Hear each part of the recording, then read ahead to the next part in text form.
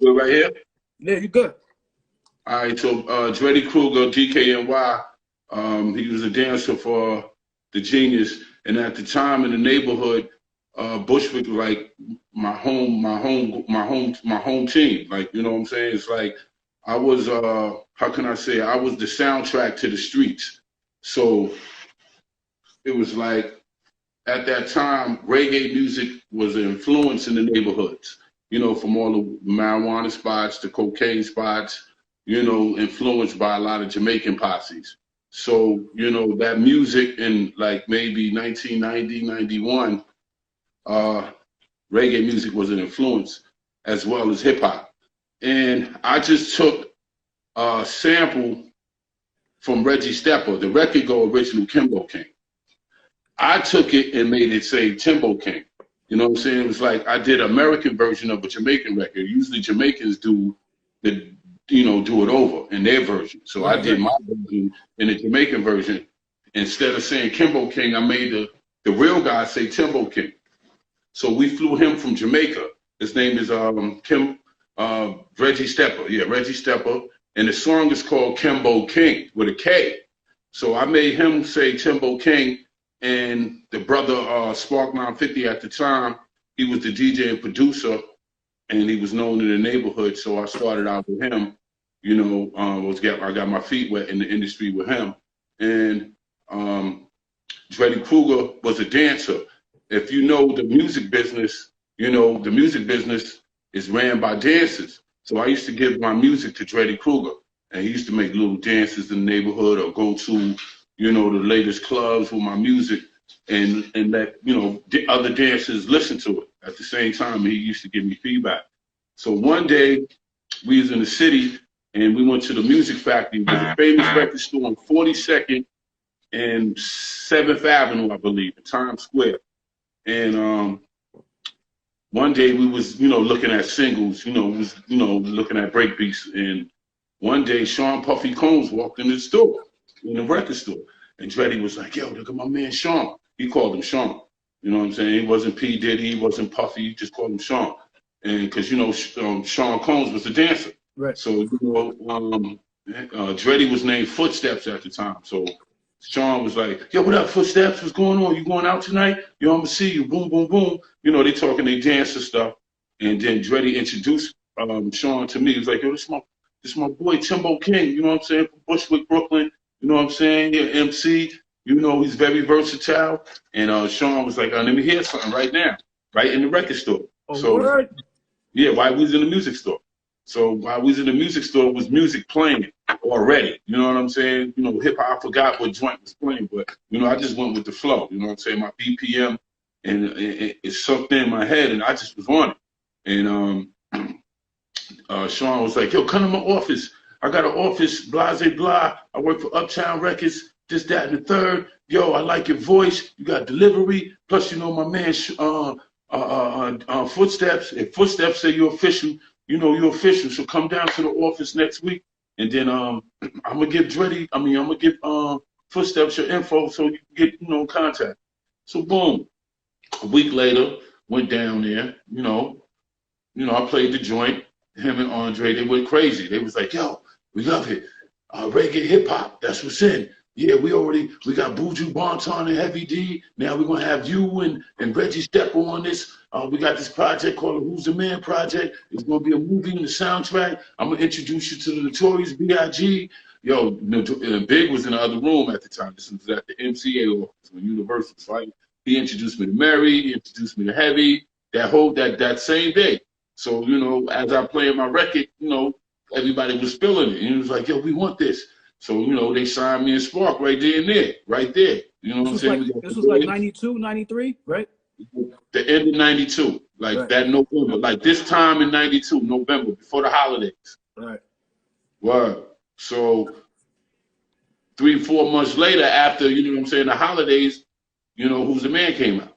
You know what I'm saying? So, you know, Big, you know, he got the light on that, you know, R.I.P. the Notorious B.I.G. forever, because he was with Sean all the time. He was with Puffy. That was his right-hand man. You know, I was with Spark 950, so, you know, Sean, he didn't have no direct connect to my project. He just passed this into Andre Harrell, and you know, we just did what we did from the production deal that Spark had, and that's when it was a learning experience for me as an artist to be like, oh, a production deal. So I really didn't have no deal with Uptown. You know what I'm saying? I did get my writers and I did get my publishing, but far as, you know, any currency coming direct to me, that wasn't happening. So I learned the business from the quick. So you spit for Puffy, and he linked you up for the Who's the Man soundtrack. That's what I had no. I'm glad I asked. I had no idea that's how that shit came about. R.I.P. to James L. Jones too. You know what I'm saying? He had a lot to do with it too, Barget. You know, so he discovered Montel Jordan. So, you know, that whole R&B hip hop vibe, you know what I'm saying? Yeah, so, no doubt. That was a special era, you know what I'm saying? That was a special era. So that's crazy, yo. Thank you for sharing that. So check. You're related to Flavor Flav, is that correct? Y'all get the same last, is that y'all related? We have the same government last name, and we did research, you know, because my family's from the South Carolina on my father's side and on the Drayton side. And my father's family's from Allendale, Augusta, Columbia, and Barnwell. And we found out that Flav family is from Columbia and Barnwell. So chances are that we may be third, fourth, you know, related, related. You know what I'm saying? Even if it's through marriage. You know what I'm saying? So we've been doing our family charter, and we all go back to Charleston. And you know, my cousins on my father's side, his cousins on his father's side, all patched in. So you know, we get into the nucleus of it. You know what I'm saying? Have you guys ever done any joints together? Yeah, I did a lot of joints with Flavor. I did some, you know, some rapping for him on some joints on the new albums that's out now. Shout out to PE with the music that's out now on Def Jam. I don't think the Flav solo joints is on there, but any Flav solo joints after that, you know, I did some joints for him. Dope. Shout out to Flav. Word. Yo, let's talk about the family for a bit, because I read in the interview where you said, like, you know what I'm saying, your mom's was real strict, and your pops, like, your pops, you know what I'm saying, you learned a lot from your parents, and to me that's significant because I don't hear a lot of brothers saying that from your neck of the woods. You know what I'm saying? Let's keep it a buck, like both parents holding them down. So talk about your family influence, particularly coming up. Basically, I had, you know, the experience to enter both worlds. You know what I'm saying? Because I was raised in a house, but my family, you know what I'm saying, outside, me and my sister, you know, grew up in tenement projects or, you know what I'm saying, apartment buildings. So I had both sides to joke. You know what I'm saying? My family lived in projects. You know what I'm saying? That was my mother's mother.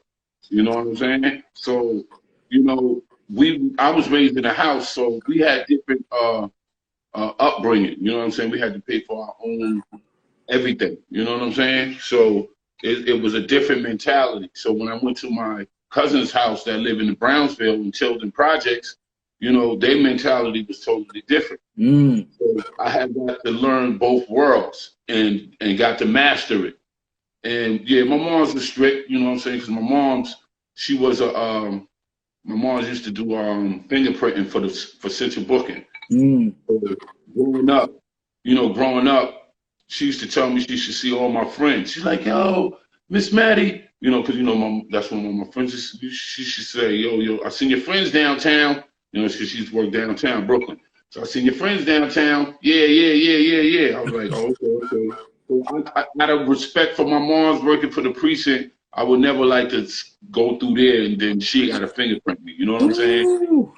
Like vibe. You know what I'm saying? So I'm not trying to say I was a goody two shoes. You know what I'm saying? I did my dirt growing up, but you know what I'm saying? By the time my mom's transferred, you know what I'm saying, from that and went to social service, she started talking to the people because she got tired of doing fingerprints.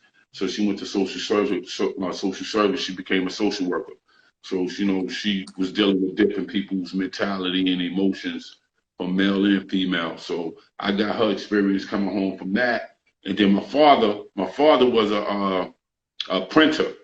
You know what I'm saying? So he used to make posters. My father made all my posters, all my stickers, posters, snipes, anything dealing with promotions. My pops did it. You know what I'm saying? Yeah, you know what I'm saying? Shout out to So Pop Dukes. yeah, you know what I'm saying? So I had a couple advantages, you know what I'm saying? And in the hood, you know, I used to get my stickers, you know what I'm saying? My 8x10s, when, you know, 8x10s with your photos. My pops used to put those. Oh So, you shit. know, I used to come to a point, I used to sell my 8x10s. I had so many, my stickers. You know what I'm saying? My marketing plan was back then was, you know, we had so many marijuana spots. I used to just post up in front of marijuana spots, sell my tapes, sell my stickers. You know what I'm saying? Anybody that bought a $5 bag of weed could buy a $5 tape, TDK. That's how my mentality was. You know what I'm saying? So, you know, Ah, I took advantage of my parents up keeping me grounded. You know what I'm saying? yeah. You know, my father, he wasn't the strict father. You know, my father was an alcoholic too. You know what I'm saying? So that's one thing I never took after him. I never did alcohol. I smoke a lot, but I don't drink. You know what I'm saying? Because I seen him go through a lot of pain, and him and my mom's separated from that. You know what I'm saying? So Yeah.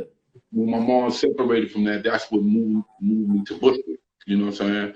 Because I was born and raised in Brownsville, but went to school to Bed-Stuy, then moved to Bushwick in my junior high school era. You know what I'm That, saying? When I was with my and mom. that's a formative era actually when you moved, you know what I'm saying? So Mm-hmm. that's a real that 12, 13, 14, That's 15. it. Right there. That's it right there. Like Right there. that's the I'm critical 40, character builder. I'm 48, 49, 50, 51, 52, 53, 54, 55, 56. I feel you. I feel you. So, yo, can you tell? I read, saw this shit. Can you please tell the story? This was early on. Can you please tell the story of you meeting Killah Priest? Because that shit is hilarious. Well, me and Killah Priest went to school together. You know what I'm saying? In 324 in Bedford-Stuyvesant on Gates Avenue, along with Tech from Smith& Wesson. Shout out to Tech. Dope project with him, by the way. Facts. Dope project. Um, Priest was in my seventh grade math class. You know, me and Priest went to school from sixth, seventh, and eighth. And then I graduated because it was intermediate and junior high school. So Priest, he was always big, like a football player, like a defensive end. Like, you know what I'm saying? We was like 12 years old. Priest was looking like 18, 19. You know what I'm saying, at that time. And I used to wear glasses, you know what I'm saying? I used to wear bifocals, you know what I'm saying? So I was like one of those smart young ones, you know what I'm saying? But at the same time was quiet. You know, I only spoke when I was spoken to. You know, I never spoke out of place, you know what I'm saying? I was very observant. And plus, you know, I didn't want nobody to wrinkle my glasses growing up, you know what I'm saying? I was a little tentative about that.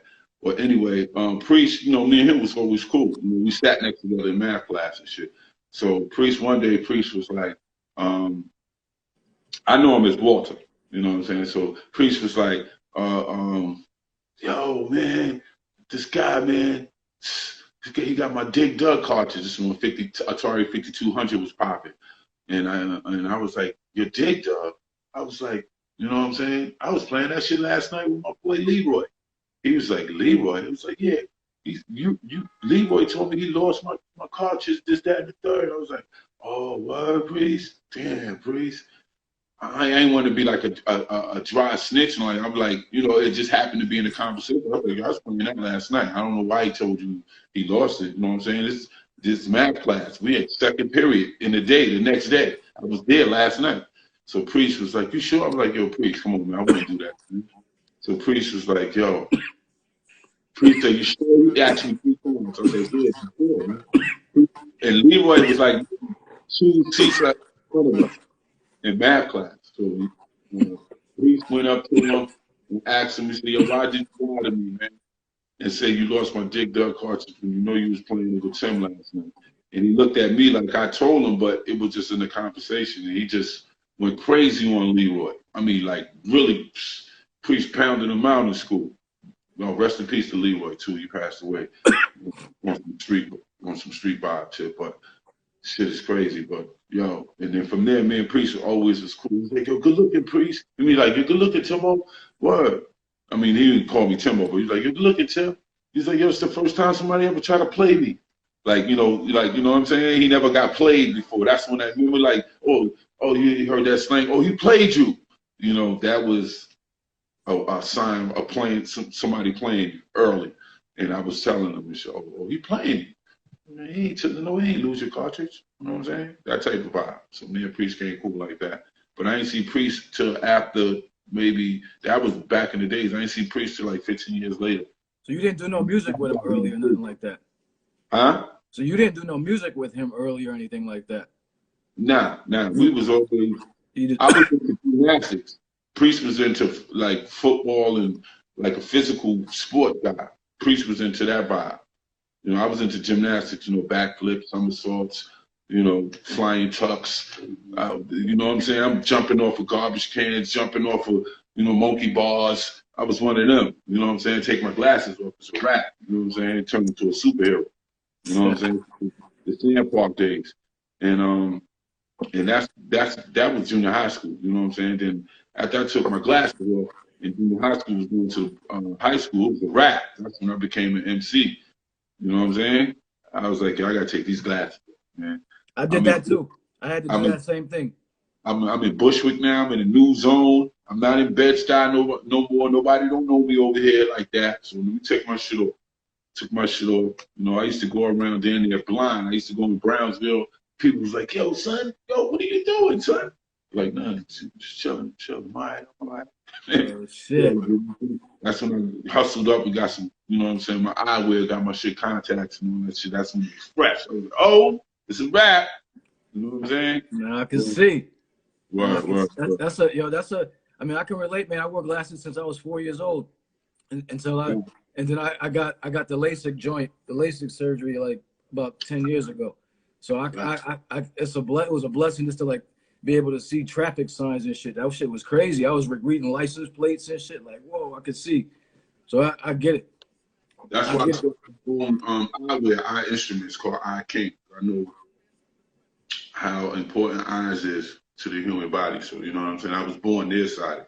So you know what I'm saying. So I'm specializing in eyewear. Like we got the shades now, but you know I'm gonna come with the medicine glasses and come with all of that. You know that's later. You know that's all links. But I started the shades. You can go get the shades at TimboKingLive.com. You know what I'm saying. So you can go get all the merch on there.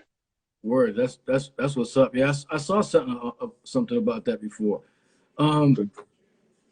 Yo, so you're older now. How'd you link up with Wu-Tang? And it seems like, without knowing too much, it seems like RZA was somewhat of a pretty heavy influence to you. But how'd you link up with Wu? Oh man, Wu-Tang, like I said, genius. I knew him as the genius. I never knew him as the Jizza. Because when I moved from Bushwick, after the Who's the Man, I moved from Bushwick like 94, 95. And that's when I, you know what I'm saying, got into the Royal Fam lane. That's after Spark. I found out about the music business. I was like, yo, man, he's taking everything from me, my publishing, this and this and this and that. So that's when I started Royal Fam. I needed a new identity. And that's when I became, started the Something Got to Give movement.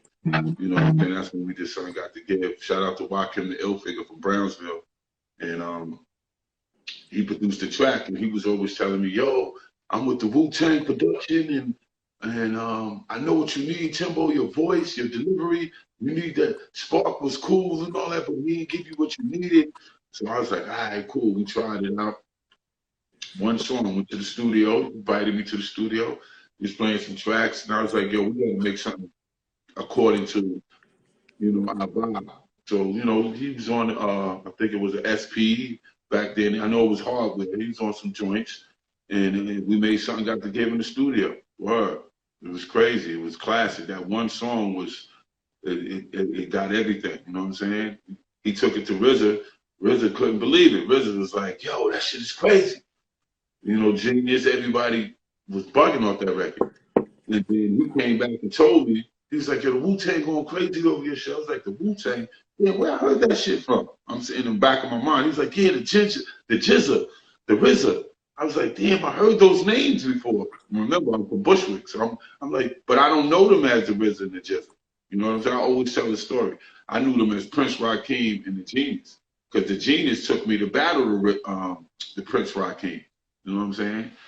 Well, I was one of those battle cats. The Genius one day like, yo, what you doing? He was like, yo, you want to come meet to Staten Island? I was like, all right, come on, let's go. Went to Staten Island. He took, and that's when I first met the. Matter of fact, we went to the ferry. We didn't go to Staten Island that first time. The first time we went to the ferry, so let's go to the ferry. We was gonna go to Staten Island, but RZA came off the boat. Was this before or after 36 Chambers? This is before 36 Chambers. Okay. All right. Wow. So, like I said, this is the Bushwick days. Then I hooked up with Rakim the Ill Figure, because he's a 5%er. You know what I'm saying? His name was Rakim. So most of the guards are Earths knew each other. You know what I'm saying? It's a community, it's a nation. So when Rakim brought up RZA and Jizza's name, I was like, damn, I heard the names before. He was like, yeah, the Genius and Prince Rakeem. I was like, wow. I was like, yo, I know them, bro.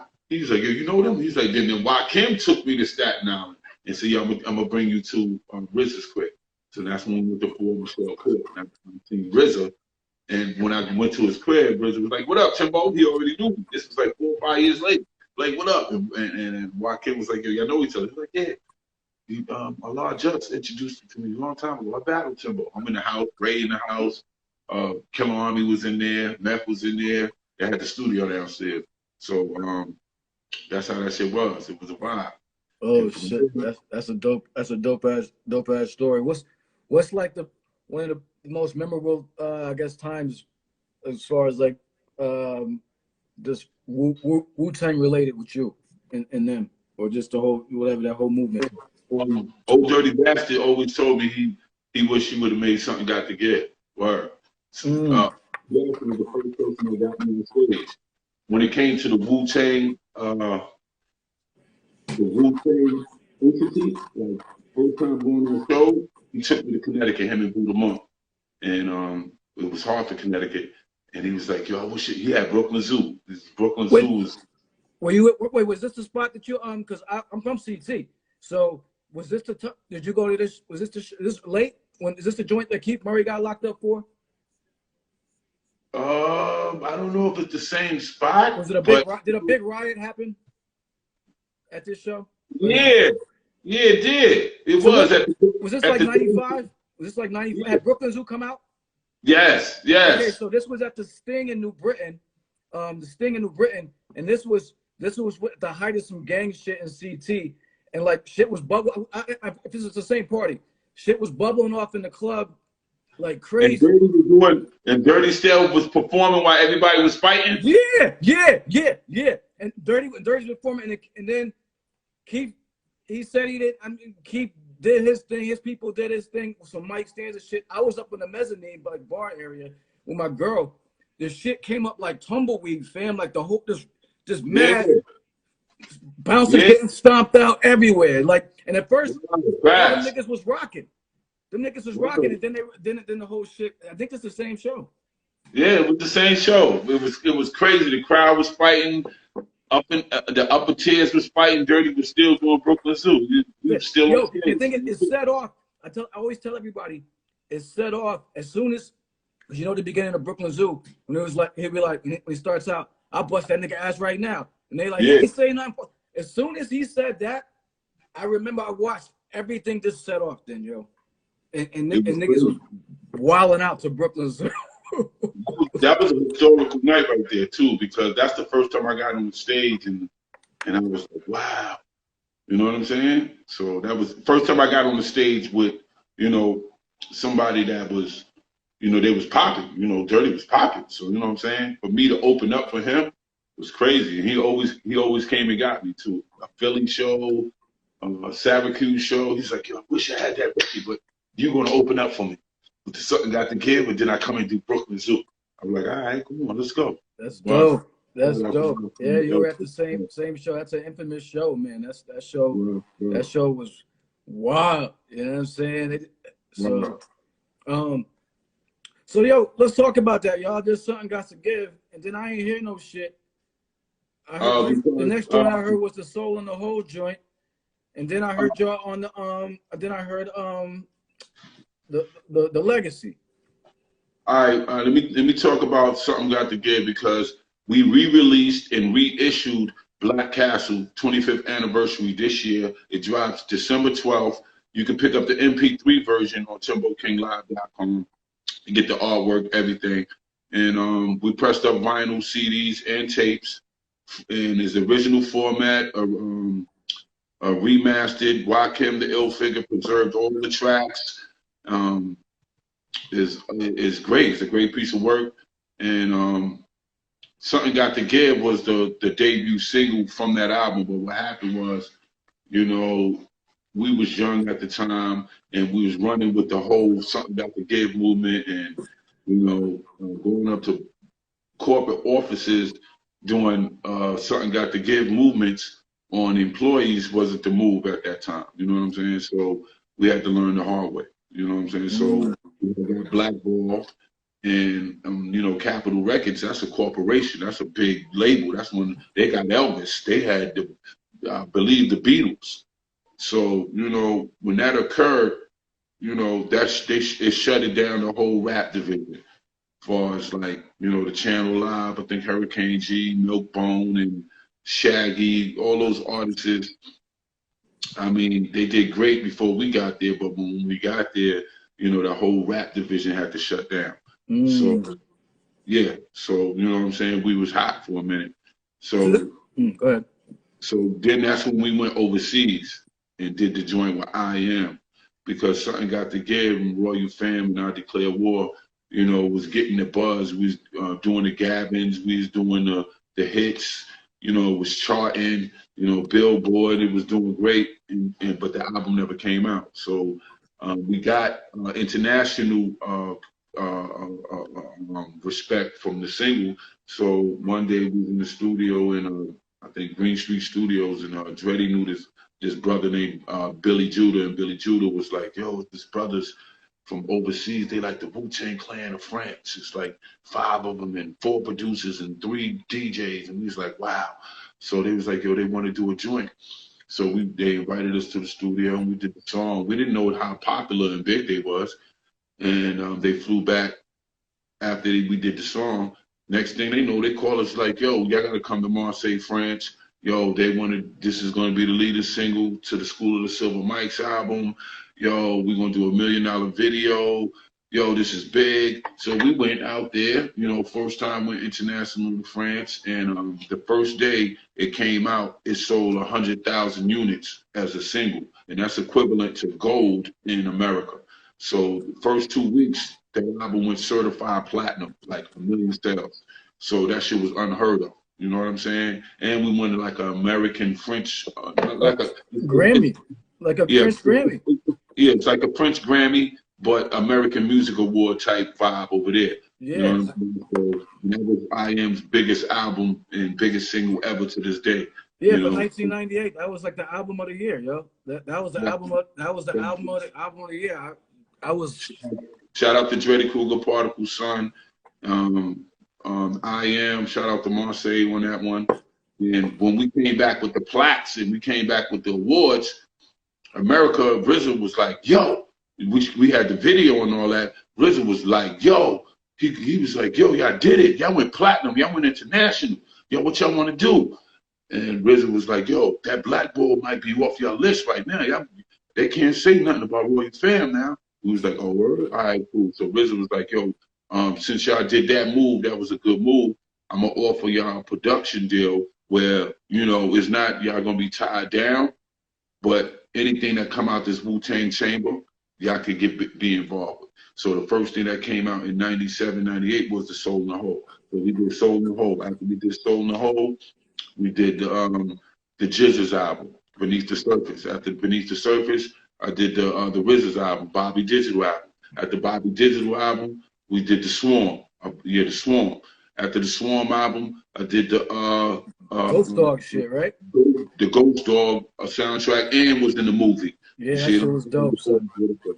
Then after that, then we did the Sting. So that was like after the Sting. Then I did the Capadonna album. So that was like 7 albums back to back, and all of them out of the 7, like 4 of them went gold, certified. RZA went gold, Jizzle went gold. What else went gold? Ghost Dog went gold, and the Swarm went gold. So out of the 7 projects, I believe Capadonna went gold to a damn near touch gold, like 450, close to 450 on the Yin and Yang album, second album. It was a Yin Yang joint?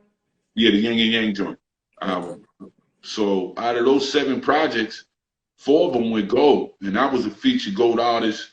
And with the platinum plaque from IM, we was litty. You know what I'm saying? Just on features or alone. So RZA was like, yo, bro, we got to come out with this album. And that's when we did Yesterday, Today is Tomorrow album, but we only released that for overseas. But the anticipation for that album, they wanted it so bad, they pressed up, you know, like pre-production stuff that, you know, I gave RZA, I guess RZA gave to them to hear the direction where we was going with. And they just pressed it up as is. And they just, you know what I'm saying, try to go with that. You know what I'm saying? Because they wanted to go out with the rollout. You know, all those albums that was back to back, they didn't want to wait another 8 months or another 9 months. You know what I'm saying? They was, the first draft that they got from Royal fan base, like, we putting this out. You know, so because, you know, our fan base was like London, Germany, Holland, Switzerland, Sweden, Berlin, you know, all, you know, Ireland, you know, all the places, all the territories that hip hop is abroad to, we was there. You know what I'm saying? So big up to the international Wu fans worldwide. I salute y'all. You know what I'm saying, for keeping me out there to this day. You know what I'm saying? And that's what it is. So those 2 albums was really Black Castle, Yesterday, Today is Tomorrow album. You know, I own the rights to those, you know, the masters and everything. So I'm reissuing both of those albums. So you will get those December and January. So and with original track list, remastered, original lyrics, some songs that came out on the Black Castle that you seen on the internet had songs from Yesterday. It was all mixed up because that's when we had dates. And they just took songs and made their own little stuff. But I put it all together. Joaquin did the Black Castle. Me and Dreddy did the Yesterday, Today is Tomorrow, and it's legit. So all of that is sealed, is done. You know, then I came out with the Timbuktu, you know what I'm saying, from Babylon to Timbuktu in 2011. We did that. But I did that after Black Market Militia, when me, Priest, Hellraiser, Tragedy, Gaddafi, and William Cooper did that project. So, you know, your boy Bo King be all over the place, man. Yeah, so okay, so I noticed that. So what's the vibe like with RA? Because you be getting down to some joints with him on the red. And RA the Rugged Man is like he's like the white Timbo King, man. You know what I'm saying? We got the same story. He was signed before Blackball, and you know what I'm saying? Did the independent route, the feature albums, you know, the features internationally, tour, merchandise, you know, basically do everything yourself with a team, you know. So his story is like mine, and we hooked up through Nature Sounds. Shout out to Dev One at Nature Sounds. Nature Sounds, they put out the Black Market Militia project. So from the Black Market Militia project, not really from the Black Market, from Militia project, from THC project that I did with RZA. I forgot RZA put out the THC joint too with High Times. High Times that put out a joint. That's when I did the Armored Truck with Master Killah. All that came under Dev One. You know what I'm saying? Through Nature Sounds. Because it was really High Times Records, but High Times wasn't really focusing on music. They was really focusing on their magazine. So that's when Dev started Nature Sounds, because he used to work at High Times magazine company as a journalist. And then they did the compilation album, the THC project. So that was like one of their first projects they put out. So, you know, Dev seen that and opened up the door for Nature Sounds, and then he came out with the Convex album. Then that's when me and RA did the Black and White joint. That's how me and RA hooked up, through Dev One doing the Black and White joint. Yeah, that shit's fire. I'm listening. We're gonna bump a few tracks in a minute. I got the High Rating joint on now. That's a dope ass video. I came up with the treatment. Me and RA came up with the, you know, with the visuals. The kids are great in that shit. Yeah, like They make that shit like it's so funny. It's hilarious. Yeah, I just brought it back to our childhood growing up. You know what I'm saying? As Yeah. you know, as remember, like I said, I used to wear bifocals, so you know I had to rank. But they was, if not, they was gonna stay ranking on me. They was gonna rank on me regardless. But you know, at least I had showed some defense or humor with myself. You know what I'm saying? Yeah, no doubt. Yo, so let's talk a little bit about your flow, your style, your steez, the evolution of it from because I got the Spark 950 joint queued up, and you sound like it's a it's a different, totally different joint from to that to, you know what I mean, whatever to fucking something got to give. Like, so talk about the evolution of your style, your whole shit. Well, when I was with Spark, like I said, I was a battle cat. I used to be a stomping ground battle cat. I used to be known in the neighborhood as T-Rock. You know what I'm saying? That was my first street name. I was known as T-Rock the Ultimate. So I used to be a battle MC. So as a battle MC growing up, I never used to be rhyming to tracks. So when I got with Spark 950, all those tracks that you hear with Spark is really experimental of me really getting to know how to rhyme the tracks and break beats. Because if you listen to all those joints from United We Stand, it was like break beats connected to bass lines that Spark was doing because he was growing at the same time too. It's not like he was into production, had all the artists prior before me. Everybody was learning at the same time. So by the time I got with Kim, I was already seasoned already. I already came from the streets already, from acapellas, acapulcos all day. You know what I'm saying? Knew how to stop, wind control, breath control, all of them from the streets. Then when I got with Spark, it was just learning the 1-2 step. You know what I'm saying? Like, oh, how to dip and dive, how to maneuver, my jabs, my haymakers, you know what I'm saying? My body blows, I knew how to, you know what I'm saying? My blocks. Okay. Okay, then when I got with Rakim, I got sonically learning the sound. You know what I'm saying? Like, oh, okay, we got a certain sound that we could say is ours. Like, you know what I'm saying? We call it Royal Core. Like, you know what I'm saying? That Kiwi vibe,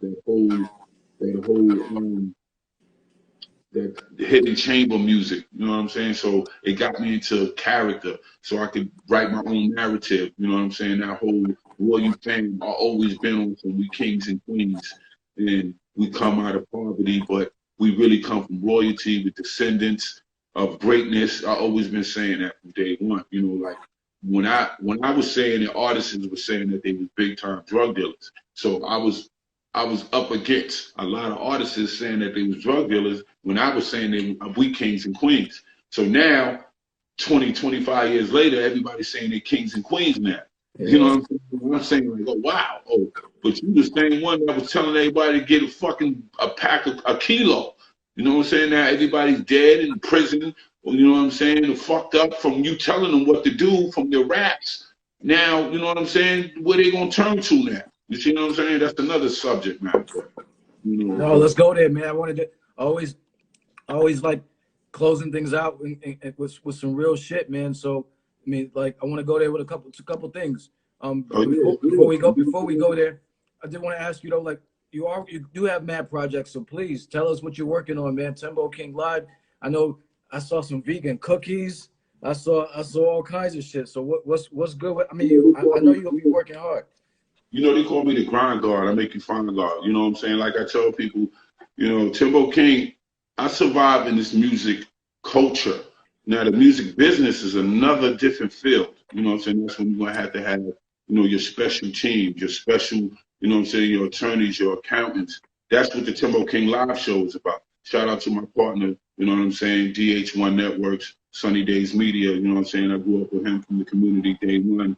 And, you know, I came to him prior to, you know, making my music. I was like, yo, I want a show one day. This was like maybe 8 years ago, 10 years ago. And, you know, when we were saying it, we was like, all right, cool. So, you know, I guess, you know, at the time, you know, he went to school, you know, do what we had to do, you know, because everybody got their life. And I seen him like maybe 3 years, no, about 3 years ago, and he telling me, yo, I'm lit. You know, I got the cameras. I got the studio A, B. I can do editing. I can do this and this and this. I got the lights. I got the crew. I'm like, all right, cool. He invited me down to the Brick Station in Brooklyn. And I was like, all right, let's do this Timbo King Live show. And our narrative is we interview the movers and shakers of the game, whether it's tech, whether it's pop, education, politics.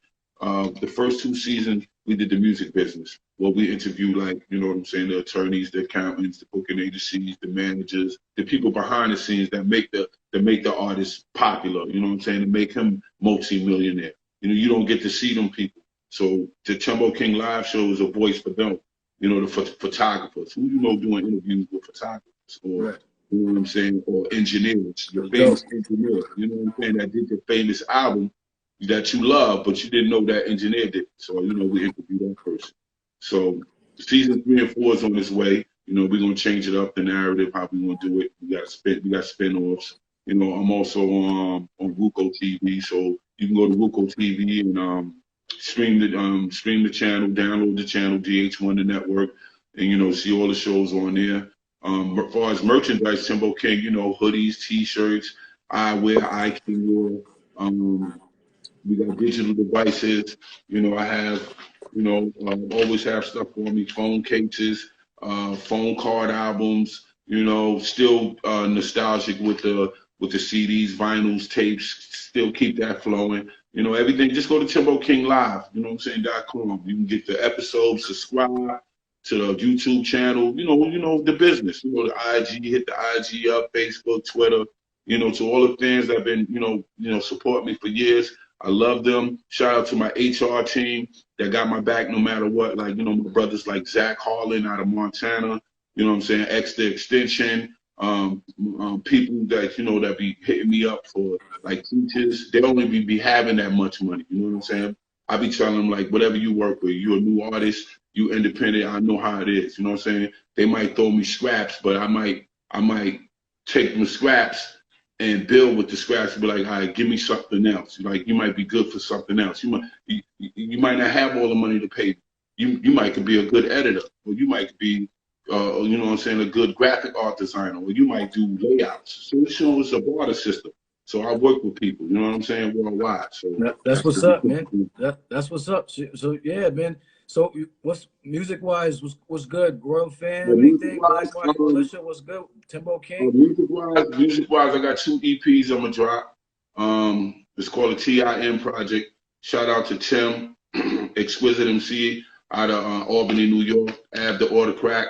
He's the producer to that. It's a 5-track EP, but we're gonna call it a deluxe EP because you're gonna get the 5 tracks, the 5 instrumentals, and the 5 acapellas. You know, the whole artwork. It's called Thoughts in Motion, TIM, and it's hip hop. You know what I'm saying? Upstate in New York City combined together. Then I got this international project. Shout out to Shaka Amazulu the 7th. That's called Verbatim. That's another EP I'm dropping. You know what I'm saying? So I'm doing EPs. You know what I'm saying? Just splashing EPs on them. And then my final joints. You know what I mean? I wouldn't say the exit. You know what I'm saying? Because I'm going to get into literature and books and stuff like that.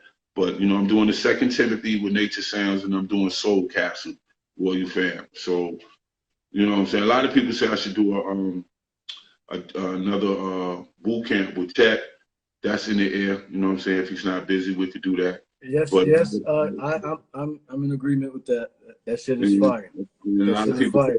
And by the way, I wanted to point out, man, like. As far as I'm concerned, you're criminally slept on. Oh yeah, because the reason why I'm slept on because I'm not really nobody hands in my pocket. Basically, like if you got like 20, 30, 40 people in your pocket, of course, you know a lot of people gonna talk about you. But since you know I don't have no big time manager, I don't have no big time publicist, you know I don't have no big time accountant. You know what I'm saying? I have those people. You know what I'm saying, working around me and we network, but you know what I'm saying, all my life, I've been knowing people through relationships. You know what I'm saying? I've been doing this since I was like 15, 16 years old. So a community in Brooklyn, everybody know each other. You know what I'm saying? I know all the producers, I know all the DJs, I know all the engineers.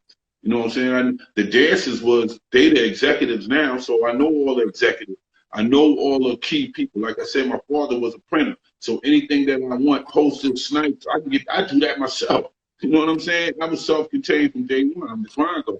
So anything I want, you know what I'm saying? I push the button and push the envelope myself. You know what I'm saying? And I go get it myself. A lot of people be like, damn, bro, you wearing too many hats. You doing this, you doing this. Be like, I try to school a lot of people, but, as a teacher, I can't give you everything until I see if you qualify. You know what I'm saying? And if you're not qualified, then I'm not saying I'm wasting my time, but you still got to grow mentally, and then maybe you'll come back to me. You know what I'm saying? Facts. The student and the teacher both need to be qualified in that relationship. I can't be giving you all my jewels and you keep dropping them. I'm like, I'm wasting my time, right. And you need to grow so you can understand and hold this water that I'm giving to you, that I'm giving to you. You know what I'm saying? We all striving to be better than who we are. And the next generation, I like to say, shout out to my seed, Brianna Tajay Drayton. You know what I'm saying? That's my next generation. You know what I'm saying? I do everything for her. It's about ownership. So, from the shows to my music publishing to my merchandise to all my business ventures, you know what I'm saying? It all goes to her. You know what I'm saying? I'm working for her. You know what I'm saying? So at the end of the day, this is her equity. This is her insurance. This is for her and the generation after her. So that's what I'm doing this for, No, word. That's what's up. So last question before we get out of here, play a couple joints, is, we got this election and shit going on.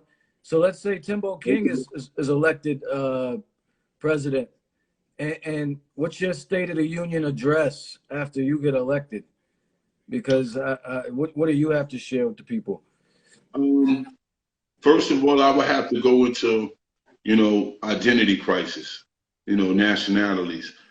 Then I will go into health. Then after health, then I go into education. Then after education, I go into workforce. At the workforce, I will go into maybe defense, not military. We got to hold what we have. You know what I'm saying? Somebody come in and take it over, and just deal with those boundaries for now. You know what I'm saying? Because that's what it's about: health, healthcare, education, workforce, the workforce, the military. What else? Scientists, infrastructure. That's what the world wants. You know what I'm saying? We got to be dealing with economics. What's our resources? What we dealing with? The land mass. What we, you know what I'm saying? What's our stocks? What's our bonds? Our business ventures. I talk about a lot of things. That's just freestyle. You know what I'm saying? If I put it in order, if I really get my mind right, I could really go for that lane. You know what I'm saying? But that's another lane. Because we all politicians like UTs, we all go to the same states like politicians. We all do campaigns. We all do, you know what I'm saying? Vote for your favorite album. We all the same, Facts. We all speak the same tongue, No doubt. We're going to get out and out of here. We got Timbo King. This is my joint right here. I love this shit, yo. This my favorite joint of the joint. Bar jam.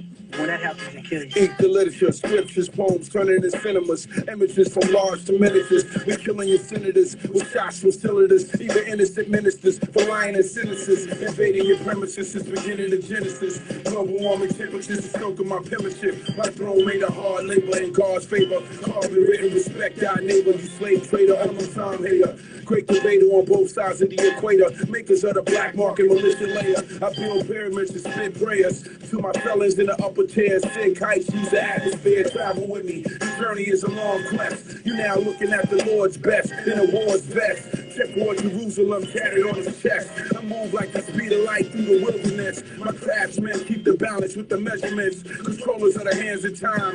Cops want to handcuff judges giving time for foul crimes. I learned how to chop down trees with Uncle Pine. And still got the ink pen when I first signed. Shadows of great battles, kings who won battles. Heads put on a mantle, display for all viewers. Mule in 40 acres, settlers versus Quakers. Fools gold from Jacob, filling Jews to wake up. Signs of Satan, Sister Reagan administration. Those who worship pagans, close to raising ravens. The evil deeds left sinners all on bending knees.